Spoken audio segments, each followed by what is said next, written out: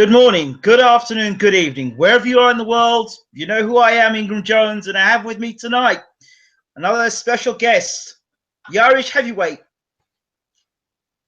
who's now with Team Fury. Great, thank you. The Irish heavyweight doing big things at the moment with Team Fury, Con Sheehan. Have I got that right? That's it. That was a good one, man. I'm good. Good to have you on the show. For those people who don't know about you, just give a brief overview as to who you are, Con. Yeah, name's Con Sheen. I'm from Ireland, Tipperary. I'm a 6 times national senior champion, and, your EU champion, and just after turning professional last year, 1-0, and being trained now by Peter Fury. Okay, so first question I'm going to ask yourself, Con, is what got you into boxing? I don't know. It was something I was always interested in. The boxing club was only around the corner from my house, and I always wanted to go down, but none of my mates would go down with me. And then one day I convinced one or two of them to come down with me, and they left after a week, and I just stuck at it. Once I got my foot in the door, that was it. Okay, and the first time you obviously got in the ring and had a spar, first time you got hit, what was your reaction? Yeah. First time I got hit it was a bit of a shock in a way, because I actually remember my first spar. The guy I was actually sparring with, he was like a little posh kid, and I was used to kind of getting into a little bit of trouble outside, and I had no fear, and he gave me enough of it. My first spar, he was in the club a long time, and he gave me enough of it, and I was like, what's going on here? How's he doing this? He's a little posh guy, he shouldn't be doing this. So I just stuck at it and had to get better, because I didn't like that. I didn't like being beat up. So the first experiences of getting beat up, all that bloody nose. What goes through your mind? Your first spar, your few spars, you're getting beat up a bit, blood coming from the nose. What goes through the mind of Con at that early age? Just try at that stage for me. It was just a case of trying to look hard. Don't show you're hurt. Don't show you're tired. Keep swinging. I'm sure it looked terrible, but I was just like, keep swinging and look hard. Don't let them show. Don't show you're hurt, kind of thing. Try have that hard man attitude. But that gets you nowhere in boxing. Really does it when you step up the levels. Of course. Okay, I'm gonna go through it bit by bit. Then the first body shot. The first time you've been hit with a body shot, young, and you get winded. What did that feel like? I never really got hit with much body shots, actually, myself. It's around my own age, but I do remember when I was 16, and I was up on the Irish team. Yep.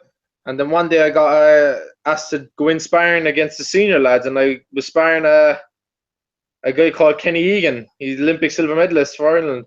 Okay. And he was known for his backhand to the body, a southpaw, and I got a bit of rush of blood to the head and just tried to make a name for myself, and he creased me with it, and I'll never forget it. And he'd done that many days, many days, because I done hundreds of rounds with Kenny through the years, and he'd one of the best backhands to the body in the world, and I was on the wrong end of it many a day, and it's not nice. I'd prefer to get knocked out stone cold any day than get hit with one of them, because you're in pain all day after it. Yeah. All day. Absolutely. So you're starting your amateur career and you're boxing. What was at that time? What was the favorite punch for you? Was it the jab, the right hand, the left hook? What was the combination you enjoyed the most? I think I have a good jab and a good left hook. For me, it was always my lead hand was good. So I had pretty quick hands. I have pretty quick hands for my weight, and I have a good left hook. I always have a good left hook. Long left hook. It was something that worked for me from early on, so it's just kept improving on it, improving, and still to this day, I think it's probably my best punch. It's not my most powerful punch, but it's definitely the best punch to set things up for me and most accurate with. Okay, and then your first amateur bout, how did that go? My first amateur bout, I was 12, 13. It was up in Limerick, County Limerick. I remember I remember well actually. I was in the dressing room and I sparred the guy a couple of times. I don't think he'd any fights either, and he got a bit of the nerves. He pulled out. He was saying he forgot his gum shield and he didn't want to fight, and there was a big commotion. But eventually they got him a pair of gum shields anyway and made him get in and fight, and we had a good fight. But I ended up getting the win anyway. But it was good. Nerves? It was Nerves? up the show. Oh, nervous as what to come, but like my old coach, my old club coach Martin Frenessy used to always say to me from a young age what I was like. He said I reminded him like a duck. He said a duck is all calm on the top. He said, but underneath the water, the legs are going mad. He said that's the way I was. I never really showed much, but inside I was very nervous. Well, that's natural and a good thing. So okay, your first rival bout, or the first grudge bout, or the first bout where you knew you had to control your emotions, or you didn't control your emotions. I think that would have actually been my first All Ireland final. It would have been schoolboy. I was 13, and I boxed a good kid. I got in the final. I boxed a guy, Kevin Higgins was his name. He was a good kid. He was like Four Nations champion and stuff like that. He was the previous champion of the nationals, and he beat me that year. And then I ended up boxing him again the following year, and then final again the following year, and I got the win then the following year. So that was kind of my first grudge kind of a little rivalry. And how did you deal with that? Obviously, guy beats you the first time. You come back knowing he's already beaten you. What do you do to prepare yourself, knowing fully well he's beaten you before, and a little bit of stick he may give you with the mouth? What do you do in return, to put that record right in your mind? Well, yeah, I only had 4 or 5 fights before I was actually fighting in the national finals. So, and I done quite well. It was a close fight, and this guy had international fights and all that. So I got a lot of confidence from it. But I remember my heart was broke. I was crying after the fight. I was disgusted, and it hurt me. It cut me deep. So it was a blessing in disguise. I trained wicked hard the following year, all year around actually, and got the win pretty comfortably then in the next fight. Okay, so we move you on. So you're amateur schoolboys. So after the schoolboys, what's the next step for you? It's after the schoolboys, it was like junior level, youth level, like 16, 17. Same kind of thing. I was after I won my first national title at 13 or 14, I won them all the way up until I turned professional. So I went on a good run. I was beating lads. I was winning international tournaments, and was getting my first taste of like going out to Europeans and the big tournaments, and seeing all the Eastern European boxers, the Cubans, all that kind of stuff, and it was a big experience, and it took a lot away from all that. Tried to see what way other guys fight. When you leave Ireland and you leave, the comfort zone, and you go out to these places and you fight in Europe and you face the Cubans and all the different styles, what are the things that you can take away from that, apart from the fact that you're traveling and seeing different parts of the world? What are the things that you took away from it, the key things you took away from it? I used to look at guys in between rounds. That's when I used to pick things up, because for me, I used to come back in the corner and I used try not look tired. I remember coming back into corners. I still do it sometimes to this day. I come in from in between rounds when I go back to the stool. Try not look tired. Try not look like I'm breathing heavy. But I remember looking at the best boxers in the world internationally, and they were coming back to the stool, and they were panting. They were completely out of breath. They were gone, But then when the bell rang again, they come out fresh. So that's just something that always clicked at me. Was obviously I'm not working hard enough. I was saying to myself in the fight. So that's something that I really took on board. Go out and throw the punches and don't leave anything in the tank, Okay. The Cubans. What's the Cuban style like, opposed to what you'd normally been facing? I remember the Cuban. The first time I boxed the Cuban, I was, well, I'm not sure. I might have been a junior, or I was very early on in the seniors. The first time I Hold on. Your voice is not clear. You'll have to. Can you hear me? Yeah, perfect. Yeah, the first time I boxed a Cuban, I think I would have been a junior, or it was very early on in the seniors. And I remember, I just remember thinking when I was in there, they boxed very similar to the way I was boxing. That I was light on my feet. I was throwing combinations for a heavyweight, quick hands, good skills, good techniques that you didn't usually get. And usually I was waiting for guys to throw punches at me, and then I'd counter. But then they were doing it to me, and they were out feinting me, something that I used to be big on, a lot of feinting. And yeah, it was a wake up call. You know, that I had to have more elements in my game than just being a technical boxer. That I had to learn the other styles of fighting as well. Wake up calls. Yeah. What do they? What does a wake up call mean to you? A wake up call to other people. Some people have to get knocked flat on their back for them to get a wake up call. Some people need to lose 10 fights in a row before they get a wake up call. What's a wake up call for you?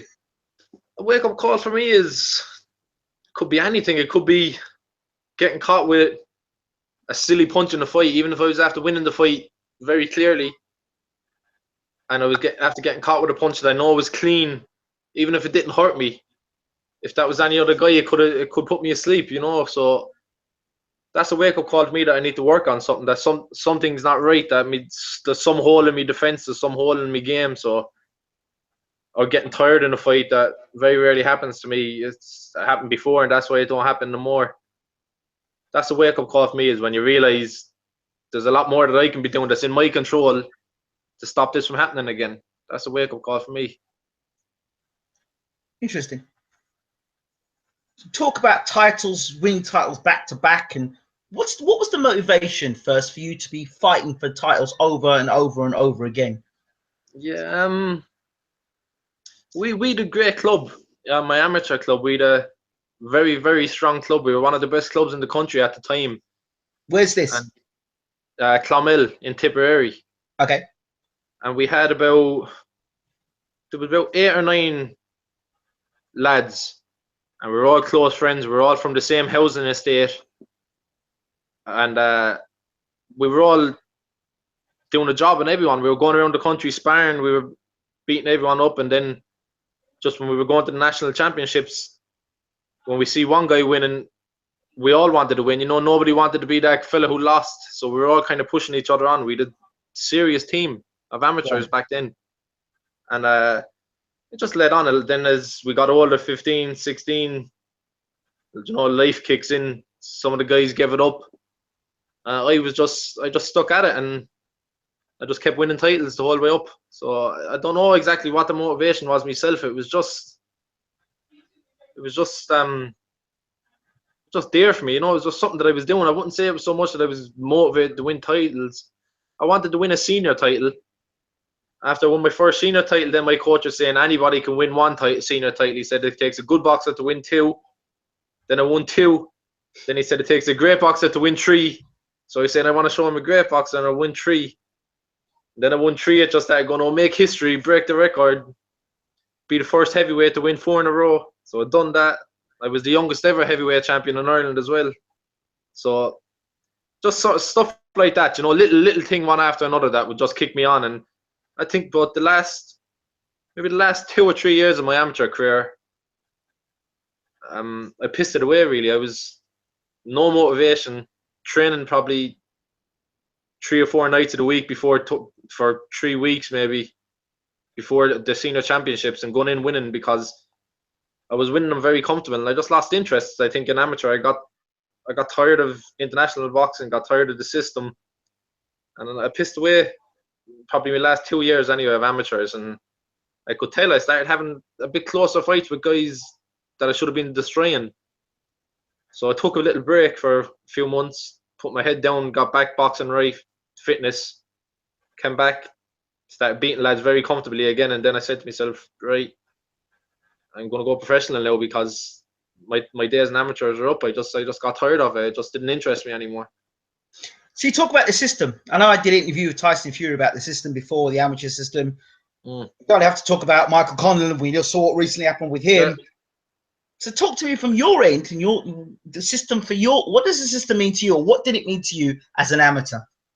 Well, the system for me was the high performance. Our high performance unit in Ireland, like, is the national team, it's the elite team. And there was me and another boxer called John Joe Nevin from Ireland. We were the only two boxers from junior level. We got asked to come up and train with the senior team full time as soon as we were finished school. So we were in the same program for a long, long time. You know, it was the same training day in, day out, Tuesday to Friday up in Dublin. Same training sessions every day.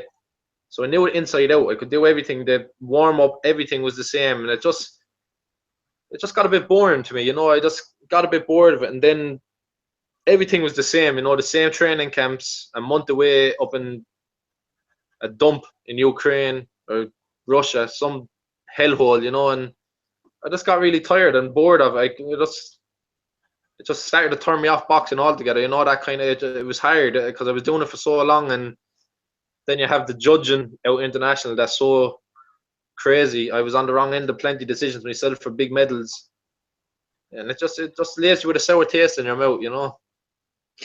People may not understand the reaction to Michael Conlon when he, obviously put his two fingers up against the judges. When he did that, for me, I felt that because there's nothing worse than putting your heart and soul in something, working hard at it, know you've beaten somebody, but still get robbed. Horrible feeling. Oh, and listen, that was for probably one of the biggest fights in Michael Conlon's career. Absolutely. You know, I know Michael very well from a young age as well. Since he came onto the senior team, got very close with him. Still very good friends with him to this day. Was talking to him the day of the fight after it. He was sick. He was sick to his stomach. He flew his family out. Michael Conlon is a guy who, he lives boxing. He puts his heart and soul into it, and he was 100% convinced he was going to get the gold medal. And to get it took away in the fashion he did like that, you couldn't even argue around for that Russian in that fight. And it's sad to say, but it wasn't actually a shock because all amateur boxers who box at that level are used to seeing decisions like that day in, day out at Europeans and World Championships and stuff like that. It's just that it wasn't on the global stage. They're not on telly, so nobody's outraged. And when people come home, then they say, "Oh, he was robbed in the tournament." People might start thinking, "Oh, he's only saying that he can't take his beatings." But when you see it on the global stage, the biggest stage in boxing, on TV like that, it just shows how corrupted the system is, and it's disgusting, really. How can you expect young kids to train their life away, their teenage years away, for something like that to happen? People don't understand it's maybe 6 years, 10 years they've put into saying to themselves, I want to become Olympic champion. And they've set themselves goal to that. They've done the training, they've done the hard graft, the sparring when they don't want to spar. Sometimes you come in to do training and you're in the ring, you're sparring, you don't want to be there, but you have to be there. And you're taking body shots and you're taking head shots and nothing's coming together, nothing's right. Your jab's not snapping right, your right hand's not coming right, you're getting caught with silly punches, your trainer's giving you grief. Then he works you, brings different sparring partners in there all the time. All these different things that happen, all these dynamics happening behind closed doors that people don't see. What they see is just that event at that point at the Olympics. Of course, exactly. That's the thing. And you see people saying, "Oh, you trained 4 years for that." It wasn't 4 years. That's a lifetime of training, And as you were saying, there are different sparring partners. For the Irish team anyway, we were going away to training camps in Russia, Ukraine, the powerhouses of amateur boxing. So you cannot afford an off day. If you have an off day in sparring, you're going to get hurt. You're going to get bashed up. So as you said, there's days in there you're not going to feel yourself. You're going to be getting beat up on. And you have to keep the faith, and come back. Some days you feel like jumping out of the ring saying, "Fuck this today, I'll come back another day." But you can't do that. You have to grind it out, and it's all worth it in the end if you get fair play. Listen, any boxer can handle going into the ring, getting beat, knowing he done his best. And if he gets beat fairly, hands up, fair enough. But for what happens, the way judges can just take away fights like that and do it so blatantly, and not have to answer to anybody for what they're doing. It's a shame. It really is. I remember watching a novice championships. I was at, and it was in a place called in Crawley, I think it is, or Carl Schultz, one of them two places. And I saw a guy get knocked down twice in the first round, in the second round, go to points and win the fight on points. And I'm still scratching my head to this day wondering, how did he win that fight? You get knocked down in the first, you get knocked down in the second, yet you still win the fight on points. Listen, man, through my years in amateur boxing, I've seen stuff that was absolute craziness, absolute madness. I've seen cheating. I've seen judges in the old computer scoring when it used to be the point system. Yeah. I've seen judges turn around at like European championships, turn around in between rounds and ask somebody what the score is, Oh, that's absolute crazy, you know what I mean? And as soon as they find out the score, next thing you know, you see the points start flying up for the other guy. It's madness. I remember as well, like going out to European championships and stuff like that as a schoolboy and a youth. Back when the 20-point rule was there, which was if you go down by 20 points, the fight is stopped. Yeah. There used to be fights going on for 30 seconds. There wouldn't be 20 punches thrown, and the bell would ring saying you were 20-point ruled. It was absolute madness. And it happens at every level. It's not just international. It happens at every level: national level, international level, club level, every single level in boxing. It happens. I don't know how it can actually be fixed properly, because you're always going to have some bit of bias towards the judges, So I don't know how it will be 100%, but there has to be a better way than what they're doing now. You have to produce more knockouts, I think. That's the thing. Just going to have to start sparking people out, aren't they? easier said than done. Exactly. Okay, so we'll try and move past the whole Olympic thing, and of course, condolences to Michael Conlon, because that's just not right. It's not right. Yeah. But then there are positives out of that. Roy Jones Jr.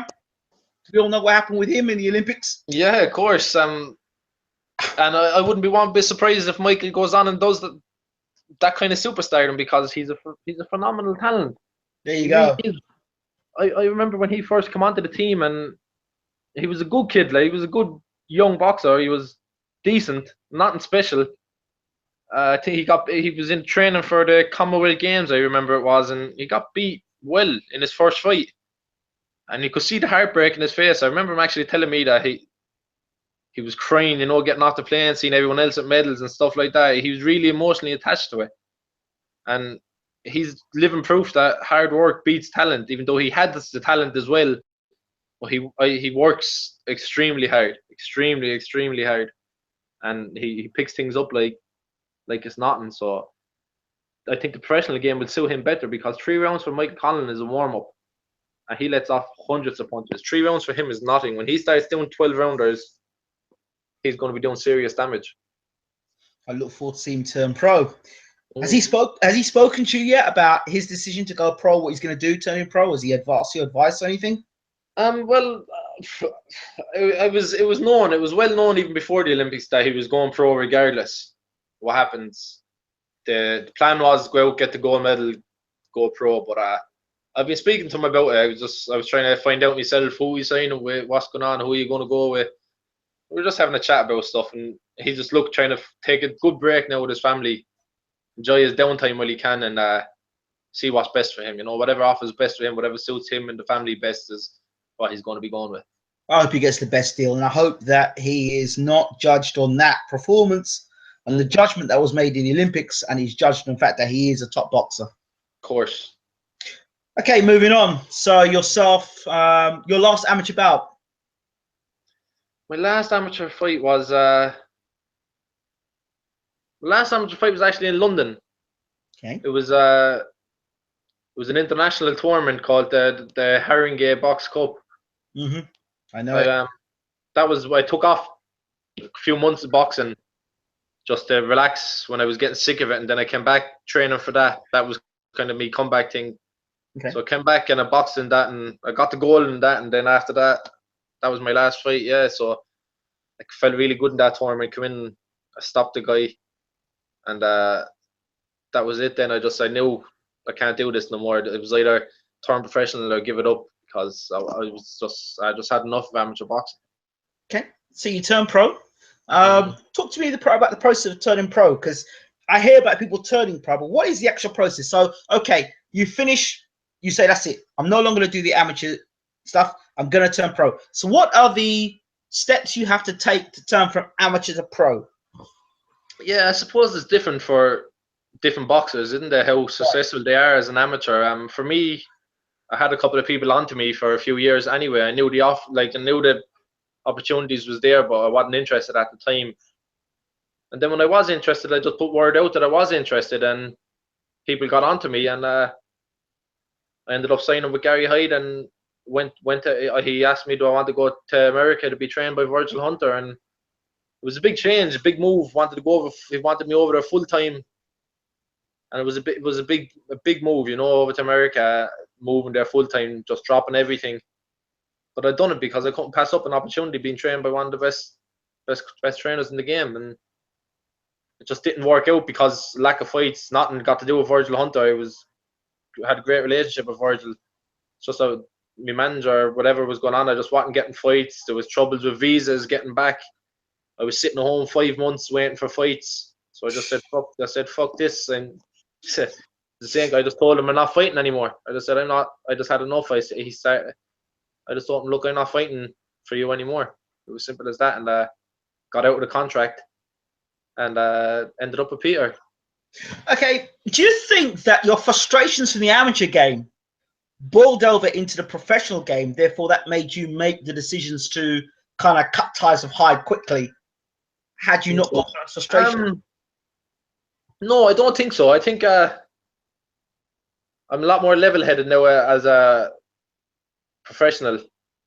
So there was a lot going on in my amateur career, like probably my personal life in my last few years of amateurs. I was kind of just, I didn't know what to do with myself. My kind of life was in a bit of turmoil. I didn't know that I wanted to stick with amateur, try and make the Olympics, or did I want to turn professional? So they were just clashing, and I wasn't doing anything. I was going nowhere, kind of thing, But I just had to do what was best for me. I wasn't getting the fights, and I was sitting around. The clock was ticking, so I just had to do what was best for me. It was either, when I turned professional, I said, I'm going to give this my best chance, give myself the best opportunity, eat well, train well, sleep well, just really dedicate myself this time round and see what I can make of myself. But from no fault of my own, I wasn't getting fights. I was training like a dog. And it's hard. It's so hard to keep training when you're told you're going to be fighting at this stage, and then they turn around and say, no, it'll be this time, and then waiting for visas and stuff like that. I just had enough. I knew I had to go somewhere else. I had to change the plan. Let's talk about Virgil Hunter, the smooth talking, smooth moving Virgil Hunter. I mean, Virgil Hunter, when I see him, I think he should be, he should be a musician. He should have an album out. He should be the next Shaft, or maybe in the Matrix. Shaft, he reminds me like of an old school pimp or something, Yeah, yeah, he's really smooth, really mellow. Yeah. Did he ever put his arm around your shoulder and say to you, "Come, get behind the jab, use the jab"? Did he do that to you? Did he put the arm around and say that to you? Plenty times. But listen, Virgil is like I was saying last night, Virgil's similar to Peter. They have a really cool demeanor. Yes. Very smooth, but if you're not listening to them, not doing what's asking you, they'll let you know fairly lively. They'll pick it up on you. Virgil Hunter can pick it up on you. I can't imagine. I mean, I've heard Virgil Hunter talking, but I've never heard him I heard him when he was pretty irate about Keith Thurman. Listen, that's not. Trust me, when Virgil loses it, and you can't blame him because they're teaching this stuff day in, day out, and if you're not doing it, you're not producing it. In a way, it's kind of disrespectful to them because obviously, in their mind, they're thinking, "This man, I'm wasting my time." Do you know what I mean? So yeah. they let you know fairly quick that you're not doing what you're asked. Pick it up, fuck off. As simple as that. So basically, I take it from what you're saying is you had an incident or two with Virgil Hunter, basically telling you pick it up or F off. Well, yeah, but most trainers say anyway. I mean, Yeah, it's just the um, trainer's code of conduct, isn't it? yeah, Virgil was happy with me. I never really had that, and it was never given out to me in sparring or in training or anything like that. But in my first fight, I was fighting a really big guy. He was outweighing me by like 60 pounds, no fat on him, big puncher. And Virgil was given out to me for. I was winning the fight very comfortable, but he was given out to me for staying in the pocket too long. So I was throwing shots and I was coming back out straight. And he said it once to me, and I didn't listen. And then I came back to the corner, and he got on me. The fight was over. Like this was it was only a 4 rounder. It was coming back after the third round. Unless the guy knocked me out, like the fight was over. It was after winning the first 3 rounds so easily. But Virgil wants perfection. He's a perfectionist, and he got in on me, and he let me know what was up, and I made sure not to make that same mistake again. Okay, you're slightly unclear. You're just gonna have to. I mean, I can hear you, but just that's it. Perfect. Yeah, I was saying I was after winning the fight very comfortable, and Yes. I was coming back to the corner after the last round, or just before the last round, coming back to the corner, and he just wasn't happy that I was still coming back out in straight lines out of the pocket. So Yeah. he tore me up there in the corner that time, and I didn't do it again. Then you know, sometimes you need that. You know, trainers know You do. how fighters are going to react. Some fighters you can shout at and you can yell at, and they'll respond good to it, and other fighters will go into a shell if they're being shouted at and screamed at. You know, they'll just freeze up. But that's why the top trainers are so good. They know what a fighter will respond good to. So, what would you say were the things that you thought Virgil Hunter did very well, that you really gelled with him? What were the things that you felt that, I like that? Virgil's very good at his defense. He was very, very, very slick at not getting hit, but not running away or moving. Very, very good at standing in front of a guy, like head movement, having your hand out, keeping your arms up, just blocking punches. Very slick, and he was all about just breaking a man down systematically and then beating him up. And that's what we see day in, day out, really, with what Andre Ward does every fight. Systematically breaks a man down and then beats him up, you know, which in my book is worse than getting knocked out any day. It is. And it's the same with Peter. Peter's very, very technical. Systematically break a man down, then knock him out. That's what Peter wants. And they're very similar. And it must be just a trait of the top trainers, you know, that this is how they work. And it's obviously, the proof is in the pudding, you know, because Virgil is Andre Ward and Peter has Tyson, and them two guys aren't doing too bad for themselves, are they? I know you're 6'5" and you're like, 17 stone or 240 pounds, as they say in American terms. Yeah. Did you ever get the chance to move around with the great Andre Ward? No, I never got the chance to move around. There was a guy actually who I was always sparring with over there. He was the #1 heavyweight in America in the amateurs. Marlo Moore Okay. is his name. And that was my sparring partner. I was always sparring him. I'd done a bit of sparring with Byron Jennings as well over there. But no, Bright. Yeah, I never got to spar Andre. I always wanted to. I used to be messing with Andre in the gym, saying, "When am I going to get to spar you?" and whatnot. And he used to laugh and say, "You're too big for me." But he used to spar with Marlo. Marlo was a little bit smaller than me, so they used to move around and often spar. But I never got me chance. That was something I was disgusted with. I would love him just to get in and picked up what I can off him, because I even learned so much just watching him spar. So I can imagine what it'd be like actually in the ring with him. Wow. Bright Jennings, talk about him, because we know him very, very, very well on Bayloric TV. So tell us about Bright Jennings and you're moving around with him. Yeah, I sparred with him. I think he came over to train with Virgil for a week or 10 days, and I was getting ready for my fight. I don't know, was it my debut I was getting ready for, or was it meant to be my second fight that fell through? But anyway, yeah, done a couple of days sparring with him, and it was good, very good sparring. The two of us had some good rounds. Very strong, very physical, good jab, and a real nice guy as well. You know, he'd offer all the advice he could outside the ring. Nice, you know, down to earth guy, real humble, and I got on well with him. Nice man. You say he's physically strong. What's he like as a puncher, in your opinion? He's a heavy punch. You know, has a really heavy hands, very heavy hands, but very fit as well. So plenty punches. I wouldn't. I'm not too sure if he has that one punch kind of knockout, that snap in the punch. But he has a he has that thud, you know, in that punch, that big Yeah. thud.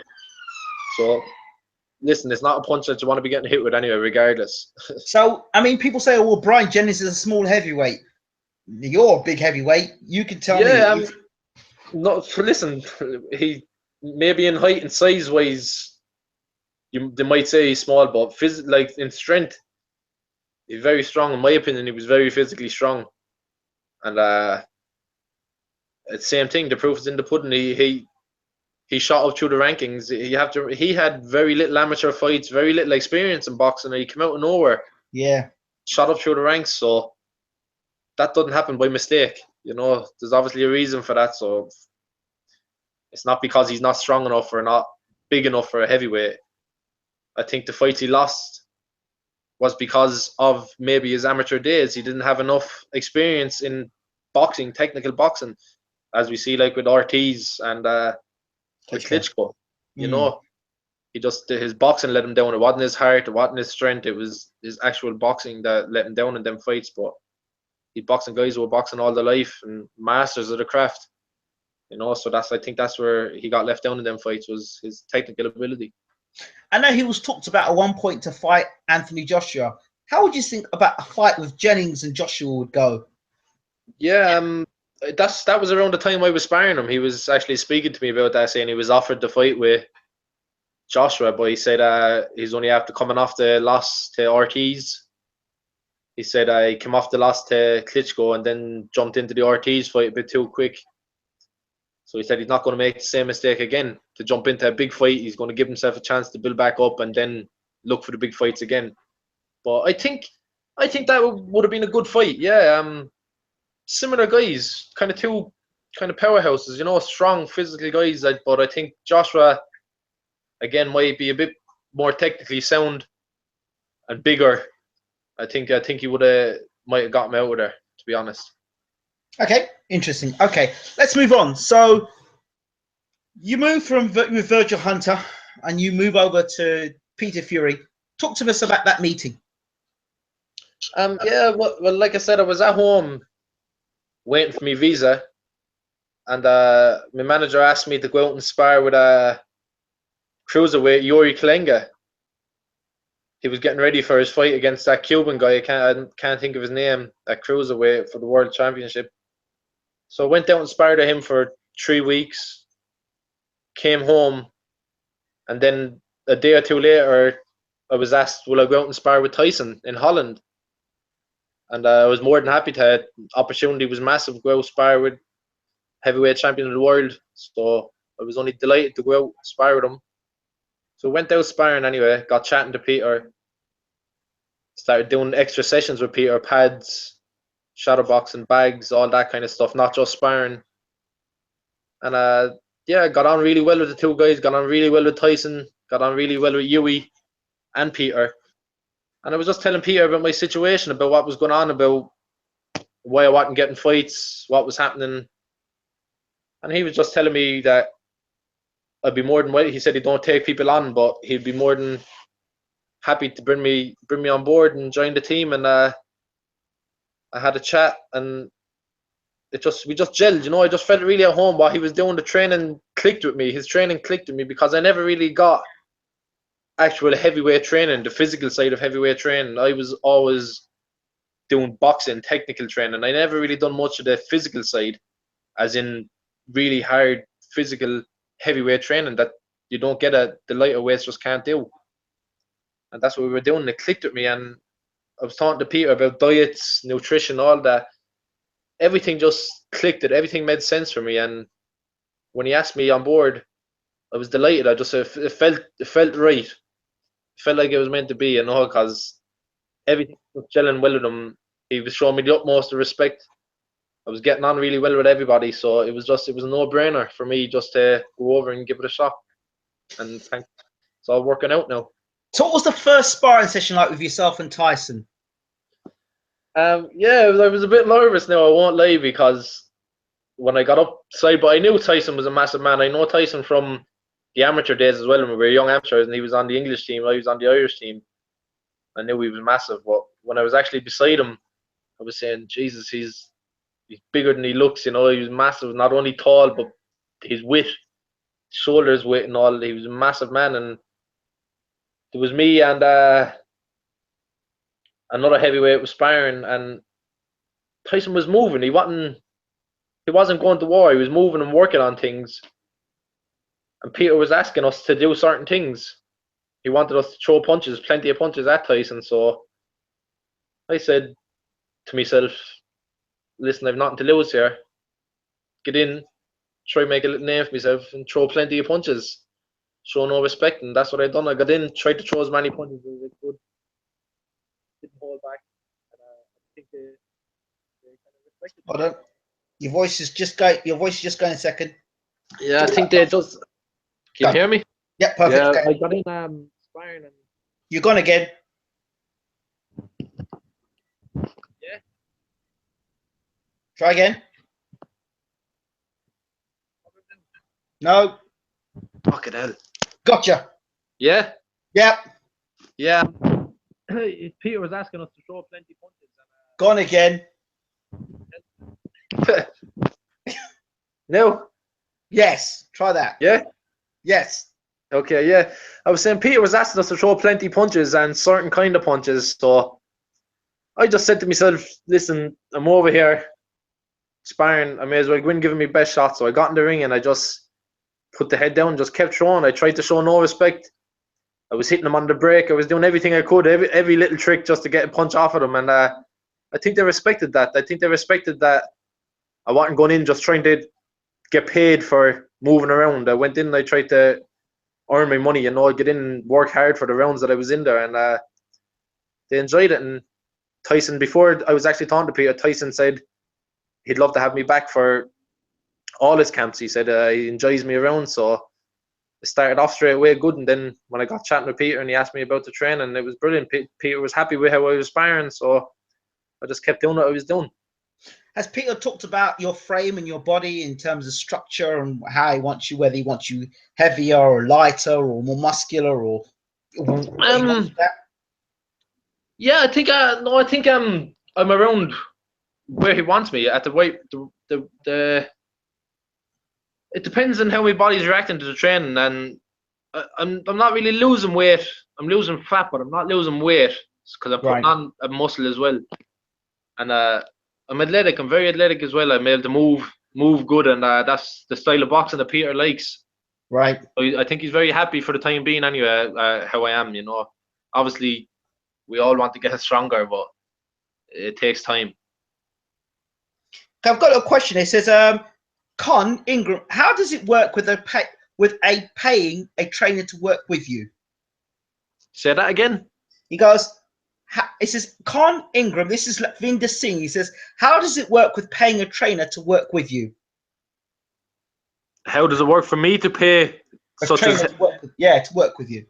So it works if you thought of it. Depends on what the percent is, what the trainer takes out of the percentage of your fight purse, so it could be 10%, I think, is usually what a lot of trainers take, but that's between the fighter and the trainer, isn't it? They need to, or the manager, whoever sets it up, you need to organize it, and you need to know how much money you're going to be making for fights and how often you're going to be fighting, I suppose, as well, before you can agree on how much is going to be coming out of your fight purses. And what about a promoter? Who will promote you? I'm working with MGM now at the minute, so I'm going to be on their cards. Okay, fantastic. And where will those cards be in terms of the MGM? I think they're going to be mostly in England and Belfast, around there, Okay. That's me. Next, I have 3 fights lined up. I have 2 fights in England, the 24th of September, 1st of October, and then November in Belfast. Okay. So you're being fast-tracked almost. Yes, that's the plan anyway. Myself and Peter were talking. This year, we try to get in a couple of fights, and then next year we'll really pick it up, because the experience I have, I think myself and Peter agree that I can go up to the levels fast. So do you think Peter will take you along a similar track to what he did with Huey? Maybe. I'm not so sure. I'm not so sure really because Yui is still only a kid. I mean, I'm 27, so right. That's what I'm saying. Because I mean, Huey was fighting a fight a month almost at one point. Yeah, that's the thing. But I'm not sure. I don't know about the levels. You see, I'm not actually fully aware of the levels Yui was fighting at starting out. Right. But I know for me that as soon as 2017 starts, we're going to start going up through the levels fast. Right. Right. So right. That's okay. That. Fair enough. Is there anything else you want anybody to know about you, Con? For this not really. No, to tell you the truth, just that I'm looking forward to the experience and the journey, and I really appreciate everyone who's supporting me and who gets behind me, and hopefully I can give them plenty of entertaining fights and what have you.